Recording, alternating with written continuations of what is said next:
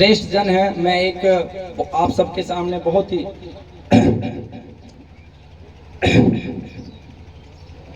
जो मैं कहना चाहता हूं कि इस आंदोलन को पुनः हम सब गुरुकुलों के माध्यम से, क्योंकि आचार्य चाणक्य को आप पढ़ें, गुरुकुलों का काम केवल वेदों को पढ़ाना नहीं है, गुरुकुलों का काम है राष्ट्र की समस्याओं का अध्ययन करना। और अगर शासक उन राष्ट्र की समस्याओं पे काम ना करे तो गुरुकुल ऐसे योद्धा तैयार करे कि जड़ से उखाड़ दे समस्या।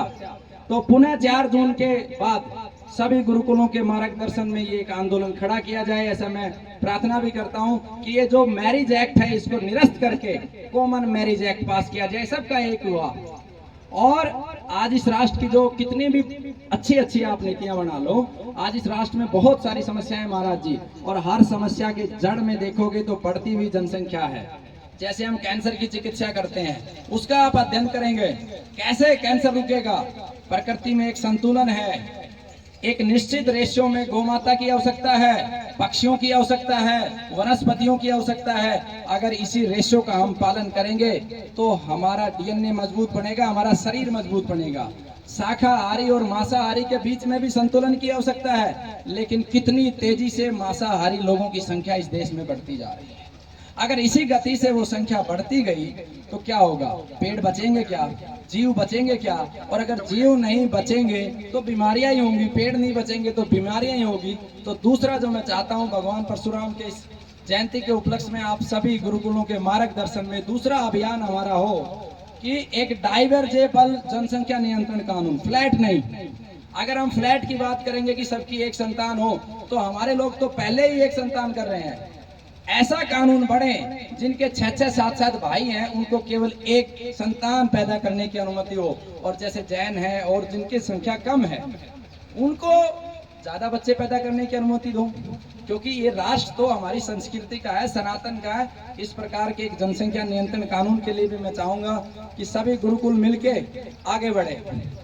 आज ही के दिन सभी गुरुकुलों से चर्चा करने के बाद ये निर्णय लिया गया है कि समस्त भारत के गुरुकुलों की यूनियन का निर्माण किया जाएगा, और उस गुरुकुलों की यूनियन में सभी लोग मार्गदर्शक के रूप में, अध्यक्षता के रूप में, और सभी मिलके काम करेंगे। उन गुरुकुलों की यूनियन का एक ही कार्य होगा, क्योंकि जिस समय हम संकट में थे उस समय शायद अगर हमारे साथ एक भी मजबूत व्यक्ति खड़ा हो जाता तो जेल ना जाना होता। लेकिन मैं इसे सौभाग्य समझता हूँ, क्योंकि नहीं खड़ा हुआ तो बहुत सारी समस्याएं हमें पता चली और उन पे अब काम होगा।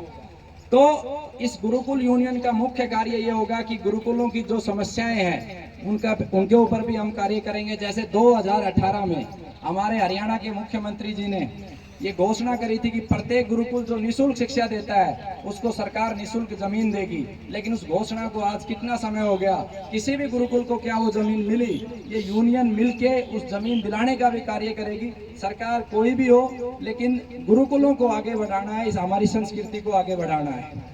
आज स्वामी जी के माध्यम से और सभी गुरुकुलों के सदस्यों के माध्यम से भारत माता मंदिर का उद्घाटन हो रहा है।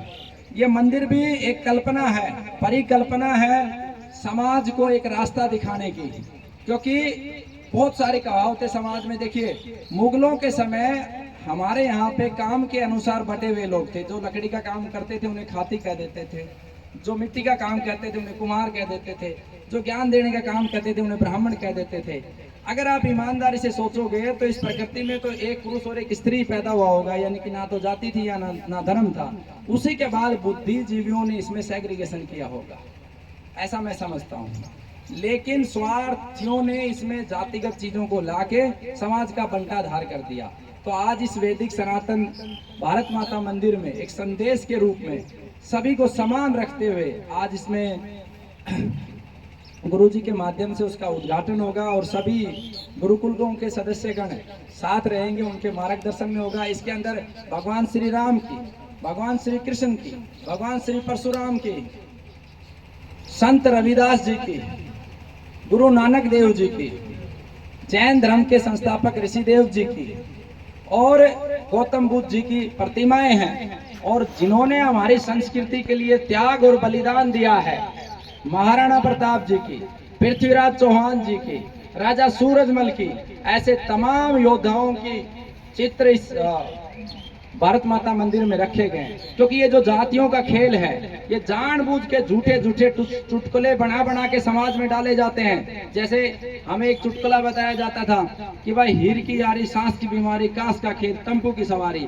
मैं अपने मन से आपको कहता हूँ कि जिस समय मैं संकट में आया, रात्रि में 3:30 बजे जो मेरी मदद करने के लिए आया और वो अंतिम समय तक डटा रहा, वो एक स्वतंत्रता सेनानी का परिवार था, उसके अंदर राष्ट्रवाद था। भले ही आपके अनुसार वो अहीर था, वो बाबा अतर सिंह इस उम्र में 3:30 बजे उठ के आए, उनका पुत्र उठ के आया, तो कैसे मान लूं मैं कि हीर की यारी बुरी है। आज इसको, मेरे इस प्रकरण को जाति के साथ जोड़ने का प्रयास किया जाता है कि भाई राजपूतों ने विरोध किया। कैसे मान लूं मैं कि राजपूतों ने विरोध किया? 4-5 लोग षड्यंत्रकारी अगर पैदा हो गए तो राजपूतों ने इस राष्ट्र के लिए बड़े बलिदान दिए हैं। हमें जो गुरुकुल में भिंड में जो 20 एकड़ जमीन दान दी है, सूबेदार ने, वो भी राजपूत हैं। हमें पृथ्वीराज चौहान ने जितने भी पैसे दिए हैं संस्था को, हो सकता है वो भी राजपूत है। तो जानबूझ के हर चीज को रंग दिया जाता है जाति का। आप देखोगे हमारी संस्कृति में ऐसा कोई व्यक्ति नहीं है। आप राजाओं को देखोगे, सभी जातियों से राजा रहे हैं। कौन सी ऐसी जाति है जिसका योगदान नहीं है? आप जिनको आज SC ST कहते हो, वो तो सबसे पहले युद्ध में अपनी गर्दन उतारते थे। अगर महाराणा प्रताप था, उसका महाराणा प्रताप जी का अगर नाम है तो महाराणा प्रताप जी से पहले नाम आता है उस गोत्री माई का, जिस माई ने बलिदान दिया अपने पुत्र का।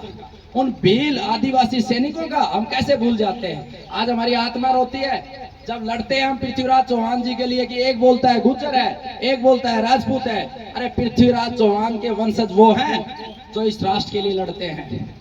और जो लोग इस भ्रम में है कि भाई जातियों से ही सिस्टम चलता है, मैं आपको बताना चाहता हूं, इस गुरुकुल ये पहला गुरुकुल था। आप महाराणा प्रताप की भूमि पे जाओगे, अवैध मजारें बनी हुई है। इस गुरुकुल के छोटे छोटे बच्चों ने उन मजारों पे नारेबाजी करी और उस मिट्टी को अपने हाथों में लेके संकल्प लिया कि इस राष्ट्र की रक्षा के लिए हम अपना जीवन का एक एक क्षण लगा देंगे। तो मेरा आप सबको सिर्फ एक ही संदेश है कि जब तक ये जाति पाति समाप्त नहीं होगी, हमारा राष्ट्र आगे नहीं जा सकता। सबसे पहले हमें हमारी जाति पातियों का ये सिस्टम समाप्त करना होगा। हम सब एक है। ये भारत माता मंदिर का जो संकल्प है, ये एक ही बात दोहराता है कि 5 तत्वों से इस प्रकृति में जो भी बना है उसका बनाने वाला एक है। प्रत्येक मनुष्य के शरीर में 70% जल है, 12% पृथ्वी तत्व है, अग्नि है, आकाश है, वायु है। तो इसका मतलब हम सब तो एक ही हैं। किसने जाति बना दी, किसने धर्म बना दिया? हम सब तो एक ही है। लोगों ने महाराज जी उस समय इस गुरुकुल में घुस घुस के छोटे छोटे बच्चों को धमकियां दी कि हम हाथ काट देंगे, नाक काट देंगे, मेले में नहीं आना। और जिस दिन मैं जेल से बाहर आया, मैंने आते ही, जब तक केस नहीं जीता था तब तक मैं शांत था, और जिस दिन मैं केस जीता उसी दिन मैंने प्रेस कॉन्फ्रेंस करके कहा था, अगर किसी ने अपनी माँ का दूध पिया है और वो समझता है तो मेरे बच्चों को हाथ लगा के दिखाए, लगा के दिखाए। क्योंकि मृत्यु किसी के हाथ में नहीं है, मृत्यु केवल ईश्वर के हाथ में है। और आज तक कोई नहीं घुसा। और आगे कहता हूं कि जिन लोगों ने उस सद्दाम हुसैन के साथ मिलकर इस गुरुकुल के खिलाफ षड्यंत्र रचा, वो कभी भी क्षत्रिय नहीं हो सकते, वो कभी ब्राह्मण नहीं हो सकते, वो कभी कुमार नहीं हो सकते, वो कभी अन्य जाति से नहीं हो सकते। उनके खून में गद्दारी है। जो गद्दार होते हैं उनकी कोई जाति धर्म नहीं होती। तो हमें सभी राष्ट्रवादी शक्तियों को, हम सब को मिलकर लड़ना होगा, तब जाके हमारा राष्ट्र आगे बढ़ेगा। और जो ये बच्चों को गोद लेने का प्रकल्प है, इसमें जो भी सहयोग राशि है वो गुरुकुल के रोगी ही देते हैं। गुरुकुल के सभी रोगी और जो निरोगी हो चुके हैं, आज तो करीब 40 कैंसर योद्धा हैं। बहन रेखा जी मुझे कह रही थी कि अब हमें रोगी ना कहो, हमारी रिपोर्ट सामान्य हो गई है। तो आज ये जो 40 कैंसर योद्धा है, ये हमारी संस्कृति का उदाहरण है महाराज जी। गौ माता के माध्यम से अब तक 1050 रोगी ठीक हो चुके हैं। गौ माता के माध्यम से ही 3 बार ये गुरुकुल ने सबसे ज्यादा कैंसर रोगियों को ठीक करके दिखाया। और क्योंकि जितने भी ये झूठे मक्कार लोग लगे हुए हैं इस देश में, जो पहली बार चिकित्सा में प्रतियोगिता हो, क्रिकेट की प्रतियोगिता होती है, हॉकी की प्रतियोगिता होती है, ताश की प्रतियोगिता होती है, शराब पीने की प्रतियोगिता होती है, लेकिन जो विषय जीवन से जुड़ा है उस विषय की कोई प्रतियोगिता नहीं। पहली बार इस गुरुकुल ने इस विषय पर चिंतन किया और प्रतियोगिताओं का आयोजन किया। और पृथ्वीराज चौहान जी ने सहयोग किया। चौथी प्रतियोगिता में 1 करोड़ रुपए की राशि रखी। दुर्भाग्य से हमारा उस समय जेल जाना हुआ। अब पुनः वो प्रतियोगिताओं का दौर जारी होगा महाराज जी, और सभी का निमंत्रण है। जून के माह में हिमाचल में चौथी प्रतियोगिता होगी। तो आप सबका बहुत बहुत धन्यवाद, बहुत बहुत आभार। आप लोग यहाँ पे आए, आपने बहुत प्रेम दिया, और विशेष रूप से आप सब रोगियों का तन मन धन से जिस तरीके से आपने संकट की घड़ी में कानूनी प्रक्रिया में गवाही से लेकर अंतिम समय तक आप एक योद्धा की तरह मेरे साथ डटे रहे। मेरा जीवन का एक एक क्षण आप लोगों का ऋणी रहेगा। जब तक सांस चलेगी आप लोगों के लिए कार्य करेंगे। और मैं महाराज जी का भी ऋणी हूँ, धन्यवाद करता हूँ कि एक छोटे से बुलावे पे मेरे जैसे तुच्छ कार्यकर्ता, महाराज जी के पास 6-6 महीने के एडवांस कार्यक्रम होते हैं। समय लेने के लिए 10-10 दिन लग जाते हैं, 15-15 दिन लग जाते हैं, और उन्होंने सिर्फ कुछ नहीं देखा, सिर्फ एक ही बात देखी, गौ माता। ऐसा ही संकल्प प्रत्येक का व्यक्ति का होना चाहिए, लक्ष्य के अनुसार होना चाहिए। तो मेरी वाणी से आप लोगों को अगर कोई कष्ट पहुंचा हो तो मैं क्षमा प्रार्थी हूं, और आप सबका बहुत बहुत धन्यवाद। वंदे मातरम।